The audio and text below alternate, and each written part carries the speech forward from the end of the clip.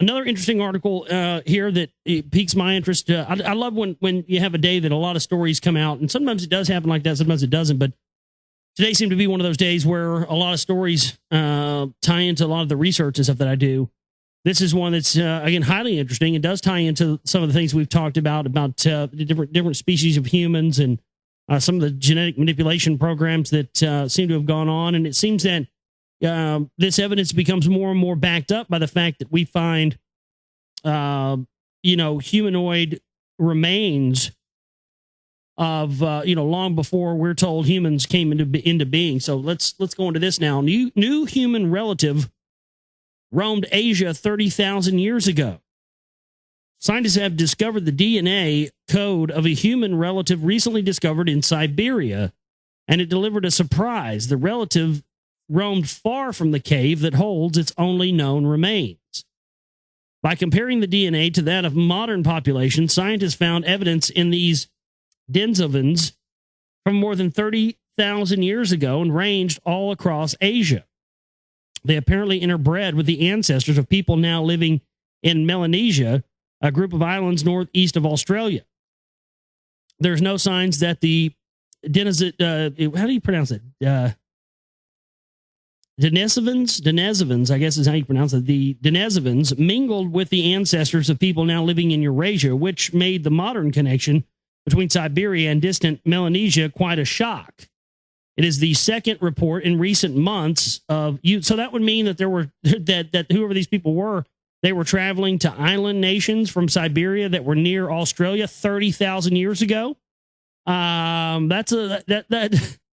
Why isn't this all over? I mean, it's this Associated Press article, but why isn't this the biggest news story of the day? I mean, this should bring into question a lot of things we've been told about ourselves, shouldn't it? The fact that they've proven that a race of humans that lived 30,000 years ago traveled from Siberia to islands located not far from Australia, that's pretty huge. Not really a back page story, you would think.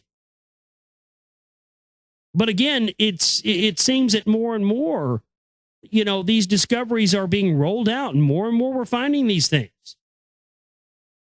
But less and less are we getting the context of what these discoveries really mean, and that's where the big master plan comes in. Always, it is about not giving us the context. Your average person doesn't want to have to wrap their minds around what that kind of context means. Travel to distant islands from close to Australia from Siberia 30,000 years ago. It's huge implications of what it means. In the second report, in recent months, using a new tool, genomes of ancient human relatives, to illuminate the evolutionary history of mankind.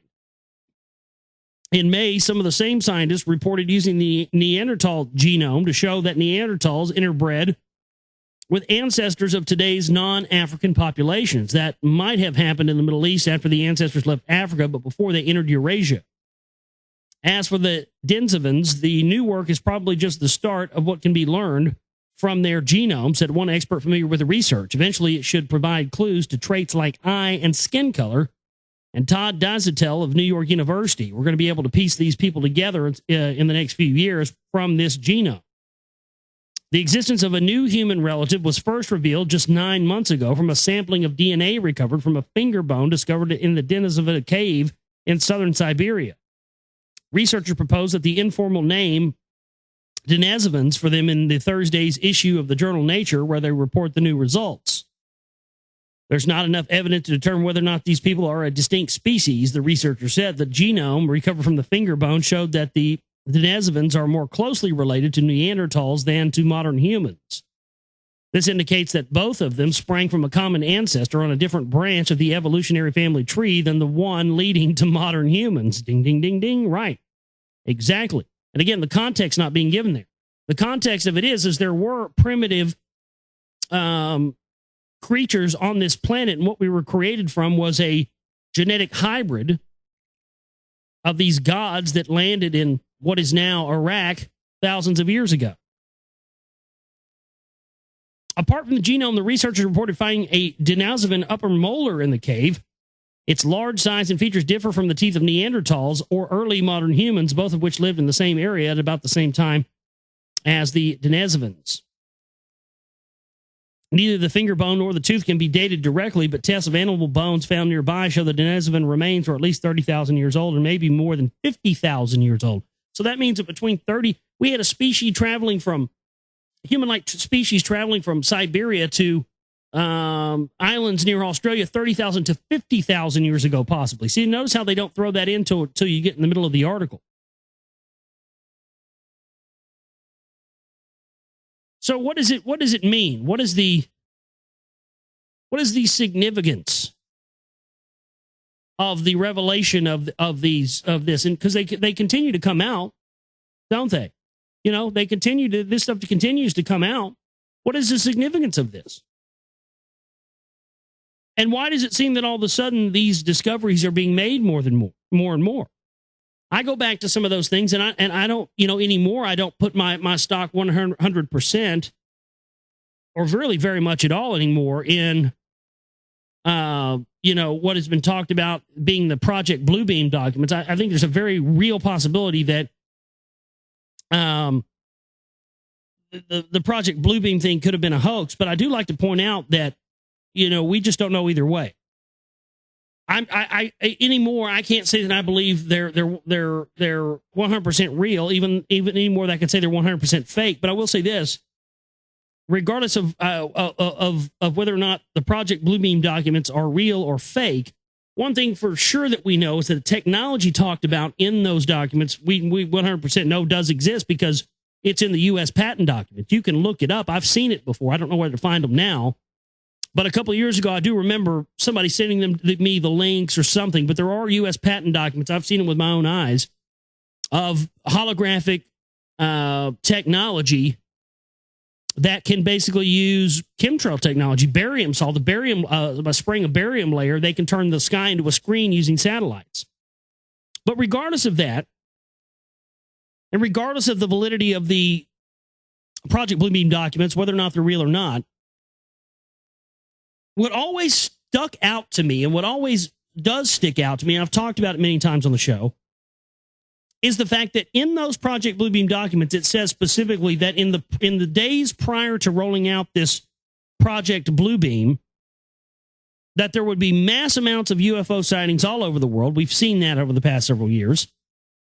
And then there would be archaeological discoveries that would start to bring about questions about what mankind knows about who we are, where we came from, and what we're capable of. Now, that's very similar to what we've talked about with Yah and how Yah wanted to teach mankind those things. And so over the past several years, I have seen those type of stories every month. I mean, probably every month since I've been doing this show, I have seen those type of stories that point in the direction of massive new archaeological discoveries. I mean, remember we started hearing about Göbekli Tepe a few years ago, several years ago now. It's been longer than a few years now, but I think they discovered that back in like 93. But we started hearing about that, some of these new discoveries in Turkey of new civilizations. So more and more things are coming out. And, again, it did talk about that happening in the Project Bluebeam documents. So, again, whether or not those are real or whether or not they're fake or anything else, it does seem interesting that we have a precedence for all of these new archaeological discoveries. And it makes you wonder, as I talked about earlier when I was discussing Tron and I was discussing this idea that it seems that, and I just can't ignore it any longer, I've seen more and more evidence that somebody somewhere that is in a high position of power is slowly trying to slip us clues and drop us little hints and let us know what's going on.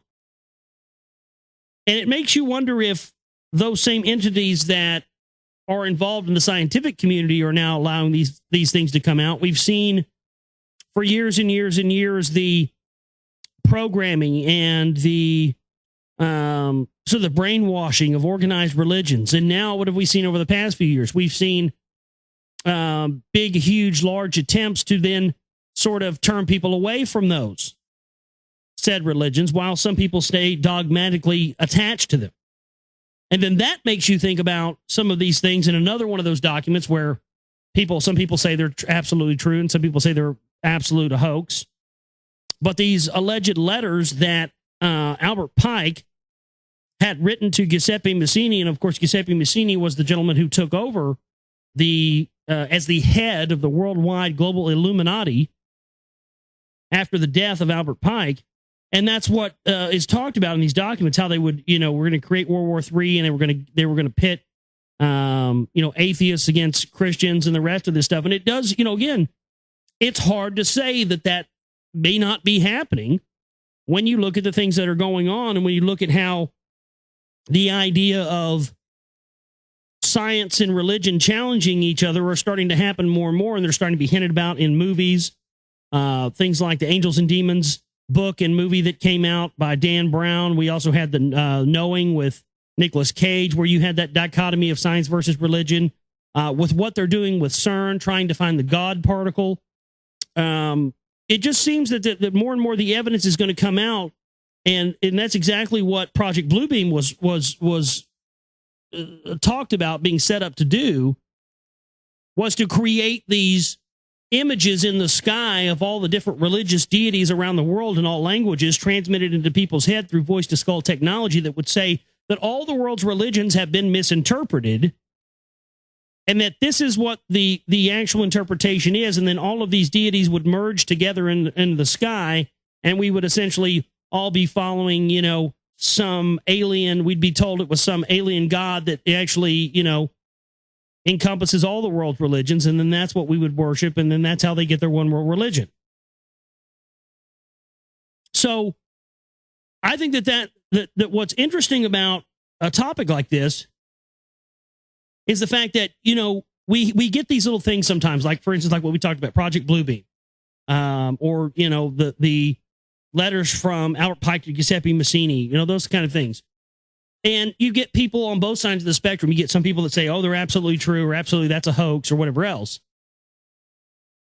And I just find it interesting that some of these things sometimes that I believe, may be a hoax, and like Project Bluebeam, it's just amazing to me. Sometimes we see evidence that makes us go, well, maybe it's not. Maybe the fact that somebody's telling us it's a hoax is the hoax.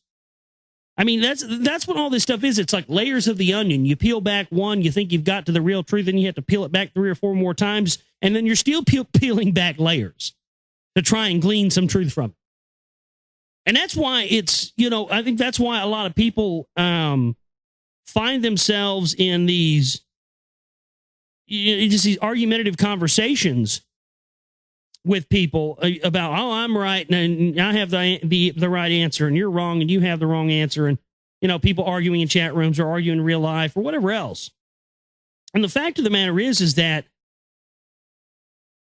there are some static truths. There are some definitely universal absolutes that are unchangeable.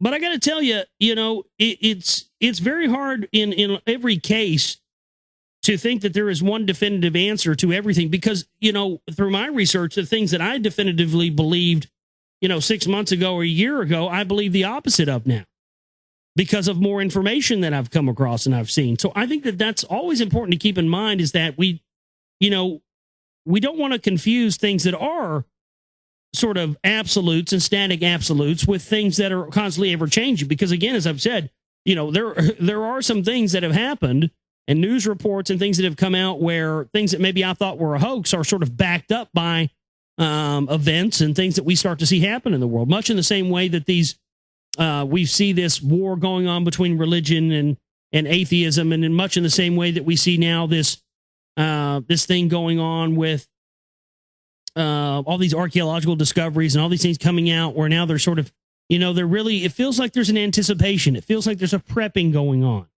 Now they're allowing all these scientific discoveries to come out because they want us to be ready, and they don't want their wonderful world they've created, as they believe, their control system, to come crashing down. And that's the fine line, I think.